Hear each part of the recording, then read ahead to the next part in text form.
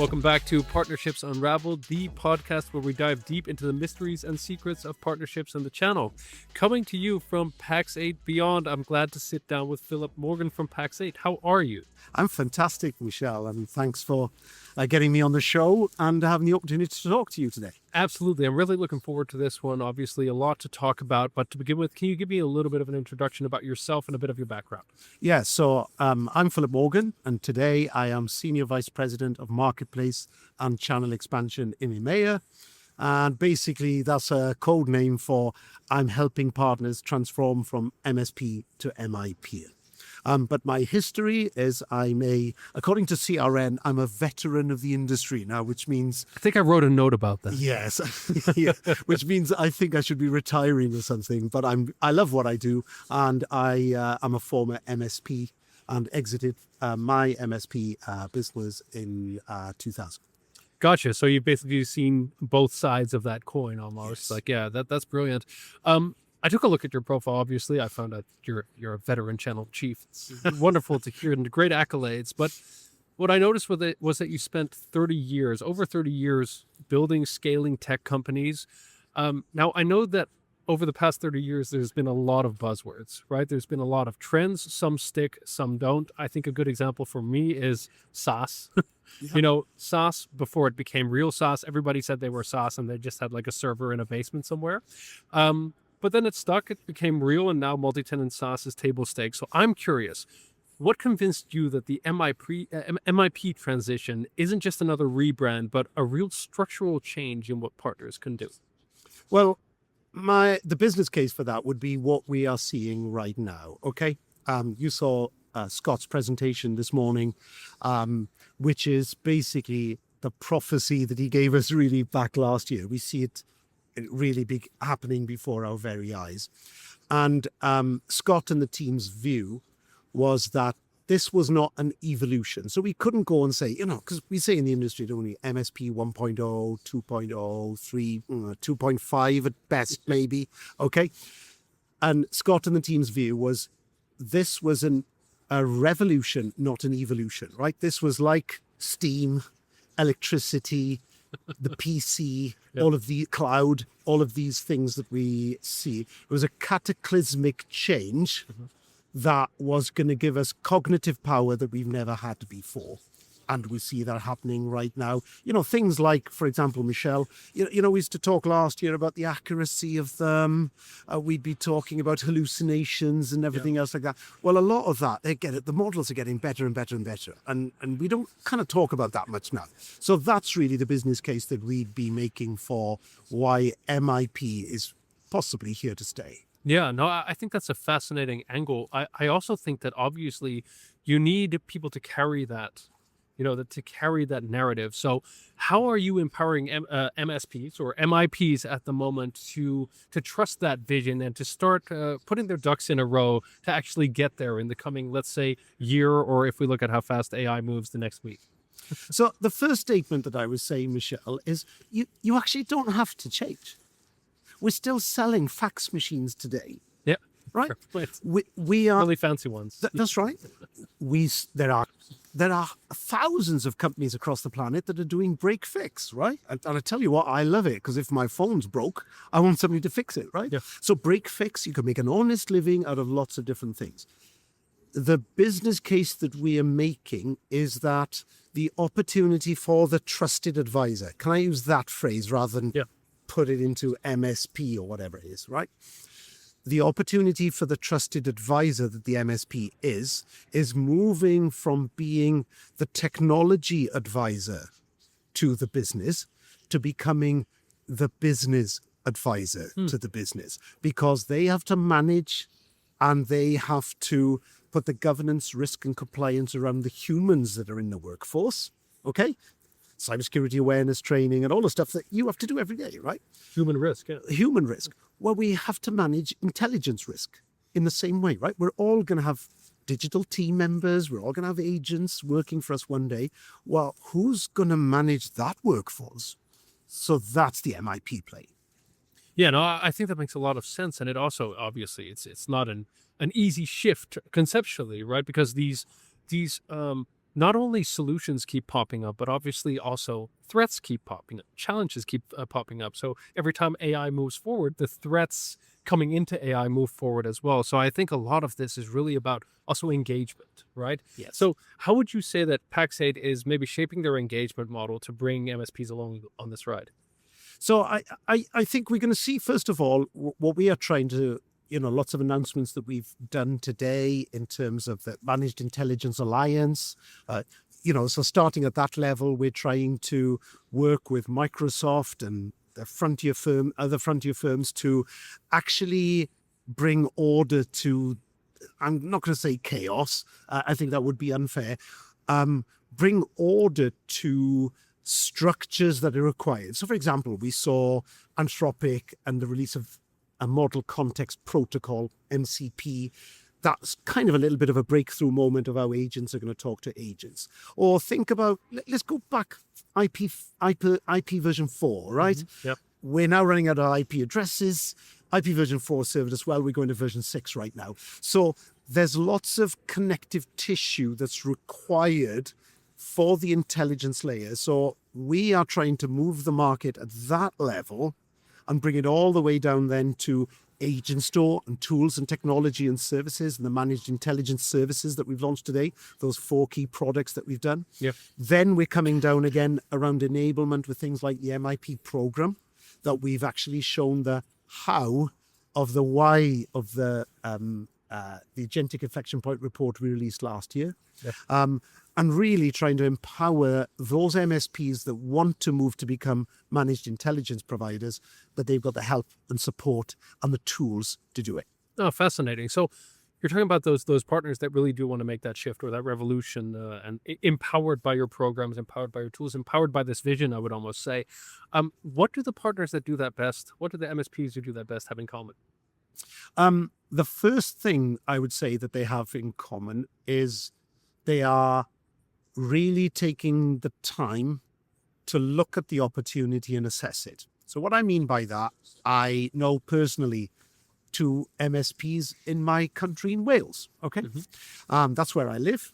And I know 2 MSPs that have looked at the market and where it's at the moment, and they will not be making the move to become an MIP. Mm-hmm. They will not become a managed intelligence provider. They have enough business from IT services and the support and security layer of what they're doing. And they have made the decision is they're going to partner with a managed intelligence provider. Gotcha. So the mindset, skill set, and tool set that's required to do things like data and AI readiness assessments, to do the governance, risk, and compliance, and then equally the tools that are required that would come from our agent store rather than our marketplace, right?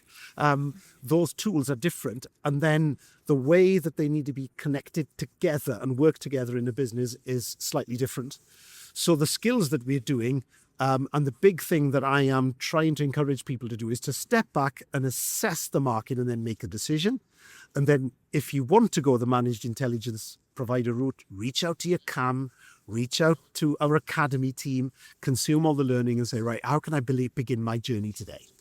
I think that's such a unique perspective. Something triggered a thought in my mind. It's almost like how you approach tech ecosystems, right? It's if you have a solution, you can go direct to market, but sometimes you don't have a full solution for a complex enterprise play, and you work with other tech vendors to make that happen for the end customer because it's about the outcome.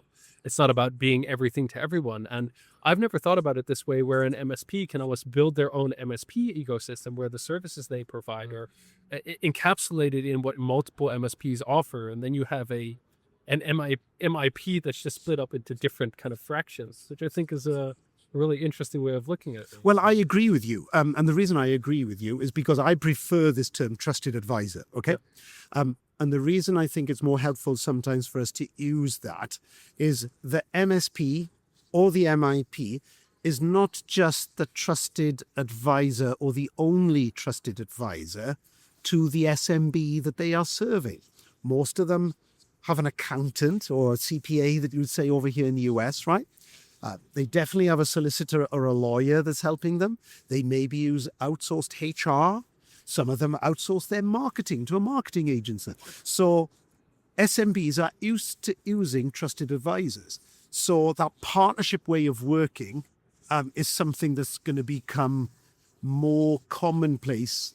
That's kind of more than like a gig economy. We go on Fiverr.com, find somebody that could do that. It's because there's governance, risk, and compliance required around most of those wrappers. So I need a HR advisor because HR regulation in employing my team, right? Yeah. I need legal advice because of the law. I need accountant because I've got to keep the state happy and pay my taxes, right? Yeah. So we're seeing in the EU in particular, we're seeing AI coming, legislation with DORA coming in, and already we've got numerous cybersecurity frameworks all across the planet right now, depending on where people decide to conduct their business. Yeah.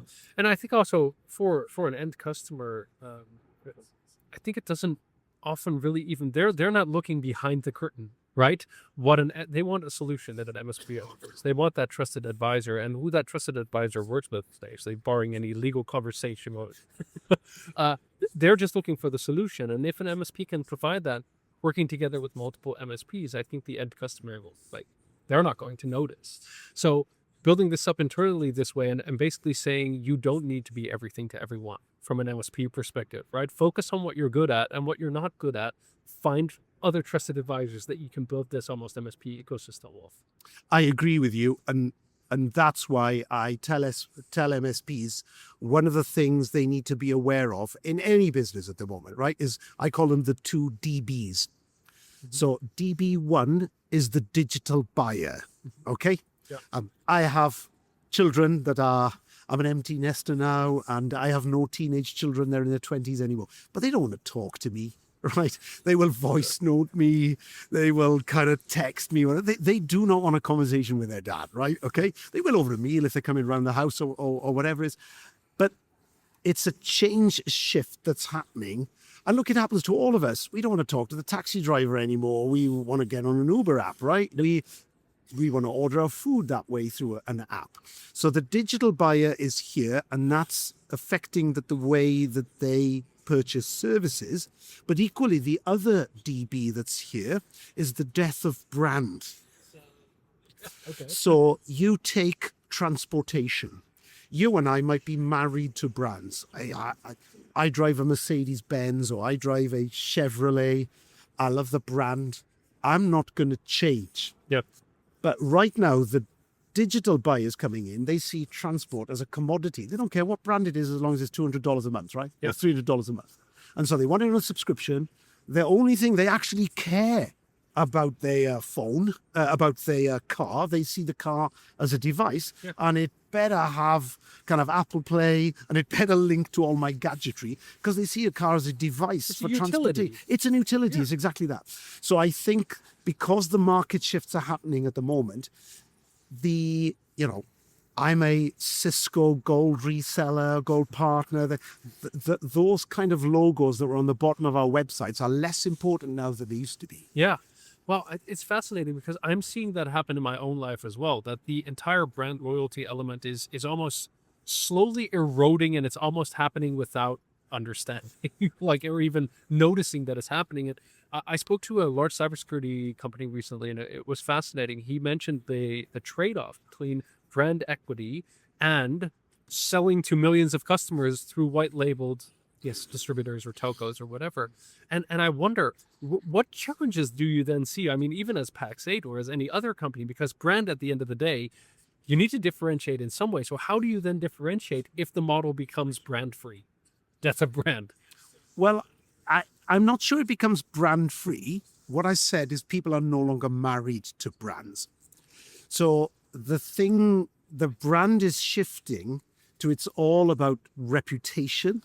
Mm-hmm. And it's all about how you're seen within the market and how you're delivering. So the role of the trusted advisor becomes more and more important, because now we have basically trust has been digitized, and trust now is going to be agentized. Okay. Yep. So we're going to have, look, in the next 3 years, your agent is going to be talking to my agent, a digital agent, right?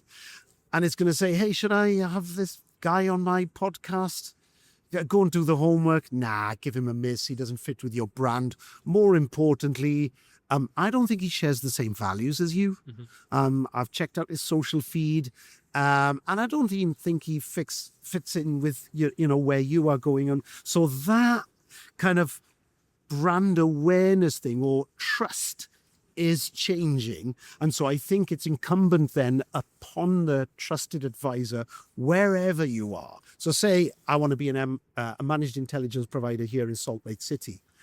Well, someone is going to look at my feed, both as maybe the leader or CEO of that business and also the company brand and their team. They're going to check out first and say, hey, do I really want this company to represent me? I think the shift changes are no longer just technical. They are reputational in terms of that brand piece. Would you agree with me that you're seeing that the brand change and what it means now? I think it's a really good point. And again, now you're saying it, I'm thinking back and I'm seeing it myself as well, where you're looking at, hey, am I looking at how a brand presents itself, or am I looking at how people are talking about that brand? And I think you're totally right that it then becomes more of a reputational conversation.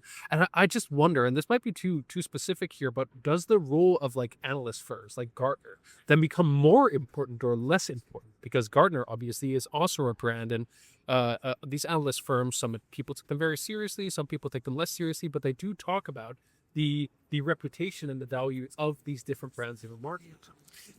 I don't know is the honest answer to that. We're going to see where it happens. But I'll tell you one thing I do know, okay? I noticed here when I sat down here to do the recording with you that you're using exactly the same brand of microphone that I use for all of the podcast recording that I do at home in the UK, and that I put my personal setup for doing this stuff virtually. I did my research. Okay, you did your research, but all I did was I called a person on our team called Andy Redmond that is into all kind of AV stuff. And I said, hey, I'm looking to upgrade my equipment at home. What should I go? And he gave me the kit list. Yeah.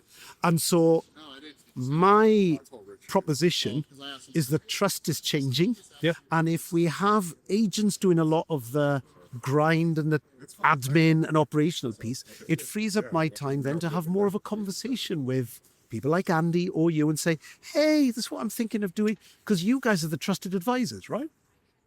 I don't know, that would be my case for a non-Gartner approach. Yeah. And maybe it's going to be blended. Yeah. I don't know.